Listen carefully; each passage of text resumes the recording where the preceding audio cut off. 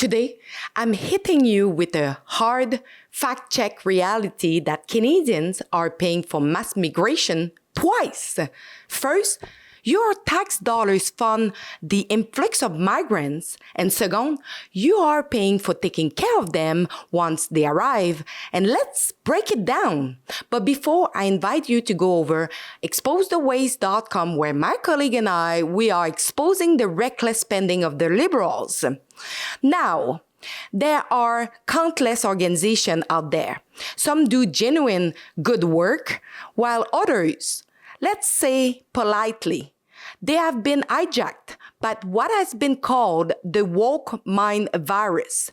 These groups end up putting the rights of illegal migrants ahead of the law-abiding citizens funding their way, all under the guise of humanitarian aid.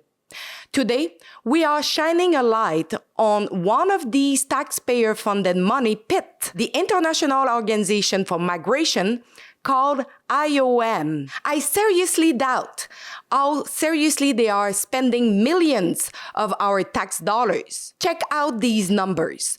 I am showing you on the screen the number and the grants that I was able to find on the Open Government Grants and Contribution database. But here is the thing. When I compared these figures with IOM's own data on Canadian voluntary donations, they don't add up. So where is the missing money going? And what exactly is all of this funding? I reached out to Global Affairs Canada and Immigration, Refugee, Citizenship Canada for answers. I didn't receive any concrete responses. Shocking, isn't it? Some grants seem reasonable, like those aiding countries, aiding with natural disasters. But others, they make you wonder if we are looking at a massive money laundering scheme with zero accountability once the funds land in these organizations' hands, right under our noses. IOM is part of the United Nations system, contributes to the World Economic Forum, and plays a role in the UN Sustainable Development Goals. In other words, it's a globalist pet project. And Trudeau seems to follow its lead like a puppet. IOM motto is leaving no one behind, which sounds noble, but in reality, it means they think legal migration is not enough and ends up supporting illegal immigration without saying it outright. They assist migrants at every step of their journey, essentially helping people who are on their way to break immigration laws. And guess what? You are paying for the bill for it. Take the Darien Gap, for example, a treacherous jungle between Colombia and Panama that has become a key route for migrants trying to reach the US and Canada illegally. The Darien Gap is an extremely dangerous jungle where many have lost their lives.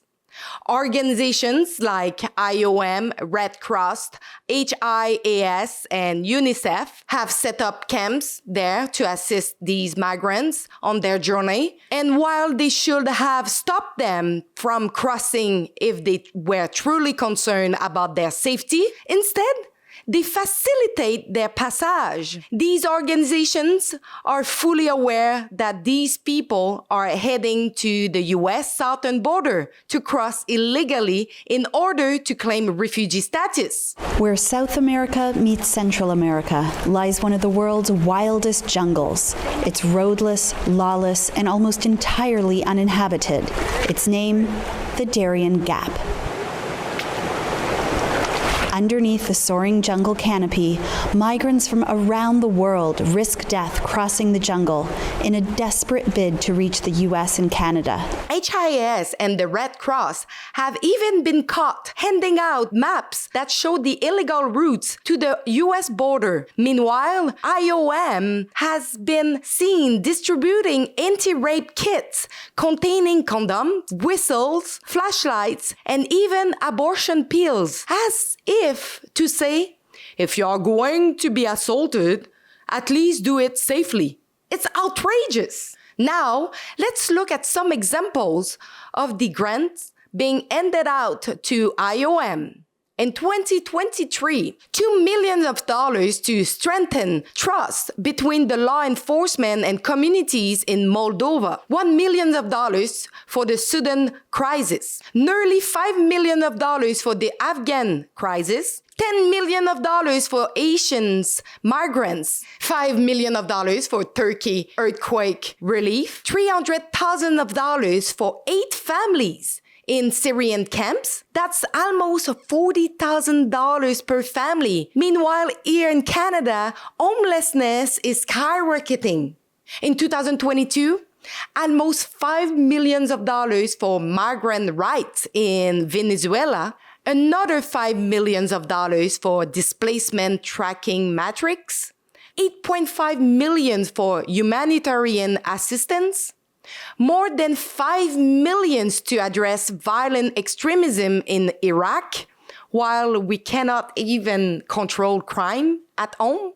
$10 million for sustainable development goals to reduce poverty, just not here in Canada. $6 million for Afghanistan support. In 2021, over $203 million for Canada resettlement programs. An extra $5.4 million to support IOM directly, $3.6 million for border management in Mali and Niger, another $3.6 million to enhance security with improved border and immigration management in Africa.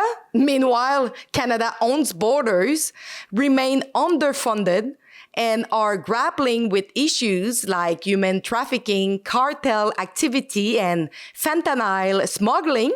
These examples show how our resources are being drained to fund other nations around the world, driving Canada deeper into debt.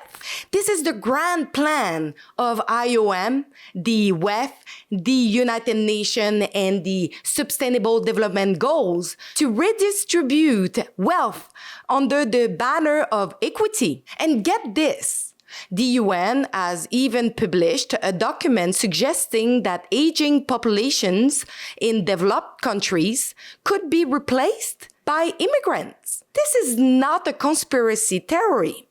Don't be surprised to see governments pushing for abortion rights while demonizing pro-lifers and then partnering with the UN to encourage immigration as birth rates decline. Does that any make sense? The bottom line is we must demand accountability for our tax dollars. Organizations like IOM are at the root of many of our current problems. And it's time we call them out. Don't forget to go over exposethewaste.com. It is crazy how our money is being funneled into other nations around the world, while here in Canada, we grapple with so many issues and we are crumbling under debt. Go over exposethewaste.com right now and get informed.